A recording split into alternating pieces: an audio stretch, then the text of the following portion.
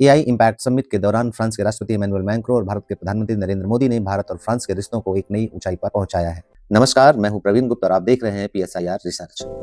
फरवरी 2026 में दोनों देशों ने अपने संबंधों को विशेष वैश्विक रणनीतिक साझेदारी का दर्जा दिया। यह केवल एक औपचारिक घोषणा नहीं थी, बल्कि आने वाले दशकों की रणनीतिक दिशा तय करने वाला कदम था।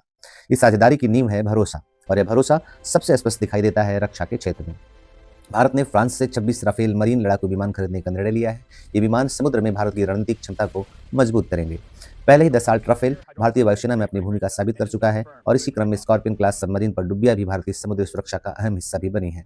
सहयोग का दायरा केवल रक्षा तक सीमित नहीं है। ऊर्जा क्षेत्र में भारत ने 2047 तक 100 गीगावाट परमाणु ऊर्जा उत्पादन का लक्ष्य रखा है। फ्रांस, जो परमाणु तकनीकी में अग्रणी है, इस लक्ष्य में भागीदार बन सकता है। जैतापुर परमाणु परियोजना और छोटे मॉड्यूलर रिएक्टर पर दोनों देशों के बीच समझौता भारत की ऊर्जा सुरक्षा और स्वच्छ ऊर्जा के भविष्य को नया आकार दे सकता है। तकनीकी और अंतरिक्ष में भी यह रिश्ता मजबूत है। भारत की अंतरिक्ष एजेंसी इंडियन स्पेस रिसर्च ऑर्गेनाइजेशन और फ्रांस की सीएनईएस कई वर्षों से संयुक्त मिशनों पर काम कर रही हैं। इसमें सबसे प्रमुख है तृष्णा मिशन, जो जलवायु और संसाधन प्रबंधन में मदद करेगा। आर्टिफिशियल इंटेलिजेंस या एआई के क्षेत्र में भी साझा दृष्टिकोण दोनों देशों के हैं। दोनों देश सुरक्षित और मानव केंद्रित एआई की बात करते हैं। भारतीय स्टार्टअप्स को पेरिस के प्रमुख स्टार्टअप हब स्टेशन ऐप से जोड़ने का समझौता हुआ है। इसमें नवाचार को वैश्विक मंच मिल सकता है। भू राजनीतिक स्तर पर इंडो पैसिफिक क्षेत्र इस साझेदारी का अहम स्तंभ है। फ्रांस की वहां सामरिक मौजूदगी और भारत क्षेत्रीय संतुलन की प्रमुख शक्ति है। फ्रांस ने संयुक्त राष्ट्र सुरक्षा परिषद में भारत की अस्थायी सदस्यता के समर्थन को दोहराया है, लेकिन हर रणनीतिक साझेदारी की तरह यहाँ भी कुछ जटिलताएं विद्यमान हैं। इन जटिलताओं में सबसे प्रमुख है रक्षा समझौतों के क्रियान्वयन में देरी, तकनीकी हस्तांतरण पर लंबी और कठिन बातचीत तथा रूस यूक्रेन युद्ध पर दोनों देशों के दृष्टिकोण में अंतर।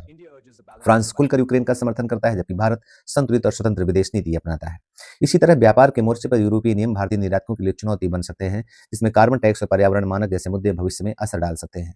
डेटा सुरक्षा को लेकर भी दोनों देशों के दृष्टिकोण में अंतर है, क्योंकि फ्रांस यूरोपीय डेटा संरक्षण मानकों का समर्थक है, जबकि भारत ने digital personal data protection act 2023 के जरिए अपना अलग ढांचा बनाया है।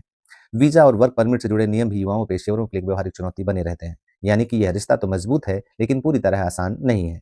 इन सब में सवाल उठता है, इन सब का असर आम भारतीय पर क्या पड़ेगा।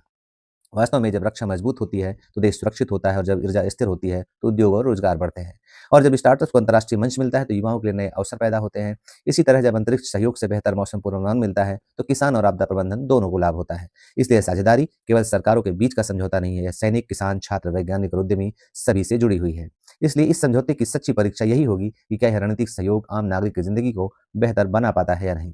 अगर चुनौतियों को संवाद से सुलझाया गया और सहयोग को संतुलन के साथ आगे बढ़ाया गया तो यह रिश्ता आने वाले वर्षों में भारत की वैश्विक भूमिका को और सशक्त बना सकता है। और तब यह साझेदारी सिर्फ कूटनीति की कहानी नहीं रहेगी, बल्कि विकास, सुरक्षा और अवसर की कहानी बन जाएगी। इस मुद्दे पर अपनी राय कमेंट बॉक्स में जरूर दें, और अगर वीडियो अच्छी लगे तो इसे अधिक से अधिक शेयर करें